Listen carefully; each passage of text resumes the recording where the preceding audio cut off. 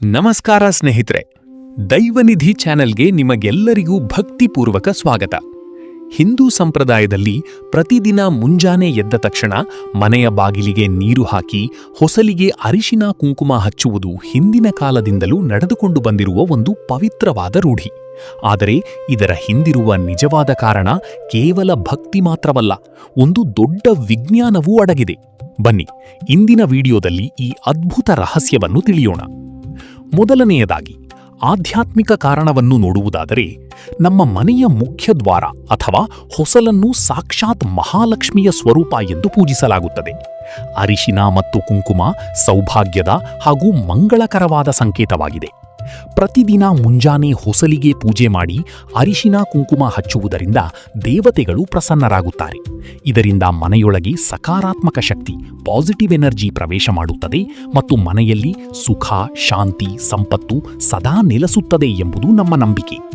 ಇನ್ನು ಇದರ ಹಿಂದಿರುವ ವೈಜ್ಞಾನಿಕ ಕಾರಣ, ಸೈಂಟಿಫಿಕ್ ರೀಸನ್ ಕೇಳಿದರೆ ನೀವು ನಿಜಕ್ಕೂ ಆಶ್ಚರ್ಯಪಡುತ್ತೀರಿ. ಅರಿಶಿನವು ಪ್ರಕೃತಿದತ್ತವಾದ ಅತ್ಯುತ್ತಮ ಆಂಟಿಬ್ಯಾಕ್ಟೀರಿಯಲ್ ಮತ್ತು ಆಂಟಿವೈರಲ್ ಗುಣಗಳನ್ನು ಹೊಂದಿದೆ. ಹಿಂದಿನ ಕಾಲದಲ್ಲಿ ಈಗಿನಂತೆ ರಾಸಾಯನಿಕ ಕ್ರಿಮಿನಾಶಕಗಳು, ಕೆಮಿಕಲ್ ಕ್ಲೀನರ್ಗಳು ಇರಲಿಲ್ಲ.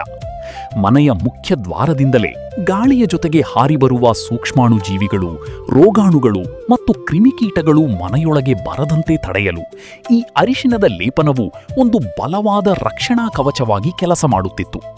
ಅರಿಶಿನದ ಘಾಟು ಮತ್ತು ಅದರ ಔಷಧೀಯ ಗುಣಗಳು ಇರುವೆ ಹಾಗೂ ಇತರ ಕೀಟಗಳನ್ನು ಮನೆಯಿಂದ ದೂರವಿಡುತ್ತವೆ.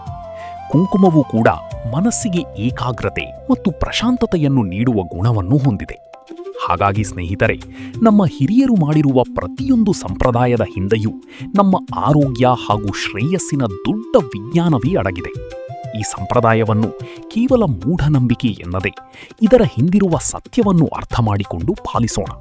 ಈ ಅದ್ಭುತವಾದ ಮಾಹಿತಿ ನಿಮಗೆ ಇಷ್ಟವಾಗಿದ್ದರೆ ದಯವಿಟ್ಟು ಈ ವಿಡಿಯೋಗೆ ಒಂದು ಲೈಕ್ ಮಾಡಿ ಮತ್ತು ನಿಮ್ಮ ಕುಟುಂಬದವರು ಹಾಗೂ ಸ್ನೇಹಿತರಿಗೂ ಶೇರ್ ಮಾಡಿ. ಪ್ರತಿಯೊಬ್ಬರಿಗೂ ನಮ್ಮ ಸಂಪ್ರದಾಯದ ಹಿಂದಿನ ವಿಜ್ಞಾನ ತಿಳಿಯಲಿ. ಇದೇ ರೀತಿಯ ಮತ್ತಷ್ಟು ಉತ್ತಮ ಹಾಗೂ ಅರ್ಥಪೂರ್ಣ ವಿಡಿಯೋಗಳಿಗಾಗಿ ನಮ್ಮ ದೈವನಿಧಿ ಚಾನೆಲ್ ಅನ್ನು ಇವತ್ತೇ ಸಬ್ಸ್ಕ್ರೈಬ್ ಮಾಡಿ. ವೀಕ್ಷಿಸಿದ್ದಕ್ಕಾಗಿ ಧನ್ಯವಾದಗಳು. ಶುಭ ದಿನ.